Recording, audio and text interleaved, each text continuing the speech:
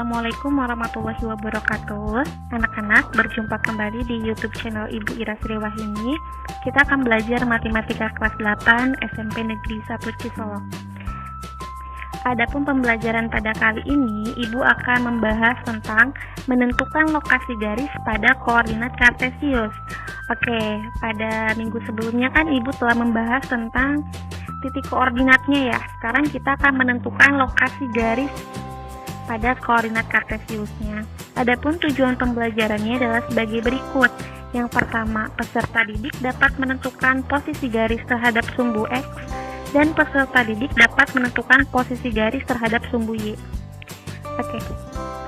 Ternyata posisi garis terhadap sumbu koordinat itu yang pertama ada garis yang sejajar dengan sumbu koordinat. Ingat, sumbu koordinat itu ada dua ya, ada sumbu X, ada sumbu Y. Nah, garis yang sejajar itu memiliki dua syarat. Syarat yang pertama adalah melalui dua buah titik dapat dibentuk sebuah garis lurus.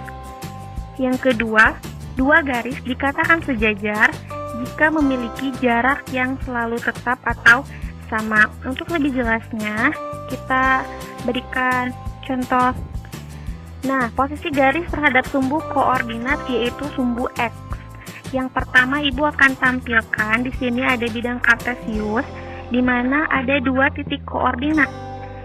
Ada titik A dan titik B. Nah, dari titik A ini terbentuk titik koordinatnya min 3,3, sedangkan titik B 4,3. Ingat ya, penulisan titik koordinat itu harus sumbu X dulu baru sumbu Y.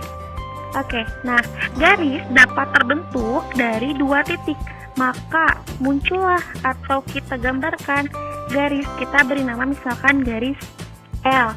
Nah, ini merupakan garis lurus ya. Nah, apakah garis ini sejajar dengan sumbu X? Maka yang harus kita lakukan itu adalah yang pertama, menentukan jarak dari titik koordinat ke sumbu X-nya. Untuk titik koordinat A, jarak ke sumbu X-nya itu bisa kita ketahui adalah 3 satuan. Sedangkan titik B ke sumbu X itu adalah jaraknya 3 satuan.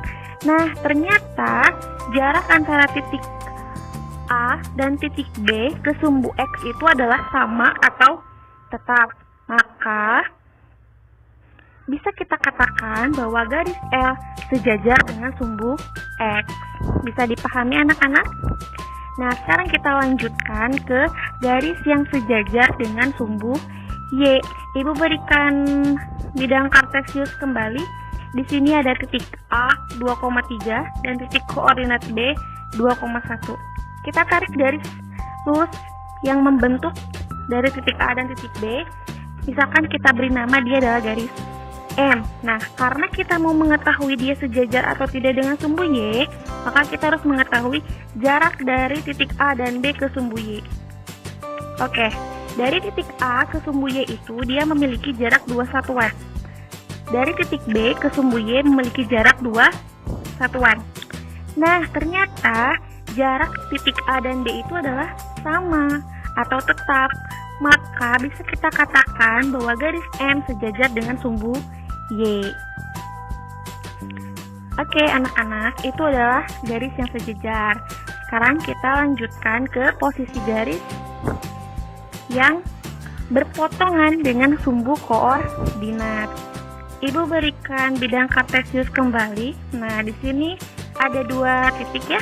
Titik A 0,3, titik B min 2,0. Nah, garis akan terbentuk ketika kita menghubungkan dua titik. Kita hubungkan, akan seperti ini gambarnya. Anggap ini adalah garis H ya. Nah, kita harus tahu dulu nih, apakah garis ini sejajar?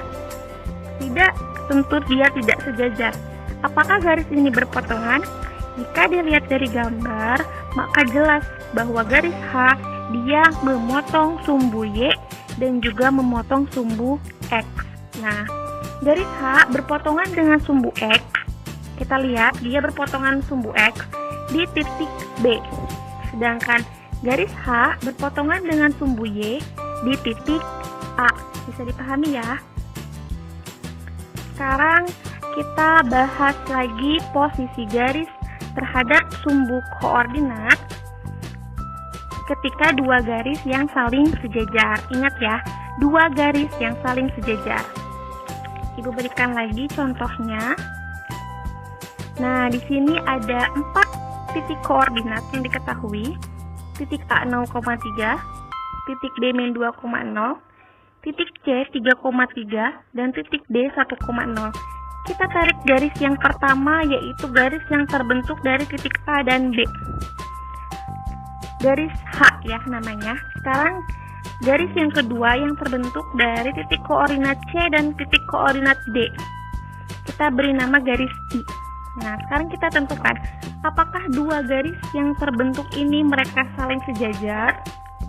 Untuk menentukannya, kita harus tahu dulu nih jarak dari titik ke titik. Kita ambil jarak dari titik A ke titik C. Apakah jaraknya sama dengan titik B dan titik D? Titik A ke titik C dia memiliki jarak 3 satuan. Dan titik B ke titik D dia memiliki jarak 3 satuan pula. Sama ya jaraknya, maka dapat kita katakan bahwa garis H sejajar dengan garis I. Oke anak-anak, bisa dipahami materi pada kali ini? Semoga bermanfaat bagi kalian. Jangan lupa di like, di komen, dan di subscribe ya YouTube channel Ibu. Sekian dan terima kasih. Wassalamualaikum warahmatullahi wabarakatuh.